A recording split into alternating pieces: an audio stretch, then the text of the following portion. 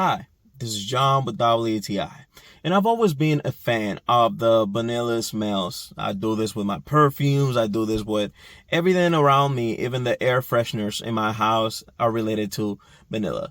And this little tree's vanilla aroma is just great. It gives you this creamy, soothing feeling that you have in your car, and I already have enough compliments. For me, it's really important to keep my car smelling nice and that is comfortable. Not only for me, that when I'm driving, is for whenever I'm receiving people or I'm giving a ride to one of my friends. And I just want to keep this reputation that my surroundings are always smelling nice, smelling clean. And the fact that I just have to hang this guy in my rearview mirror and it just does the job perfectly. So convenient, easy, long-lasting smell, and just a nice soothing vanilla that is going to stay here for months and months.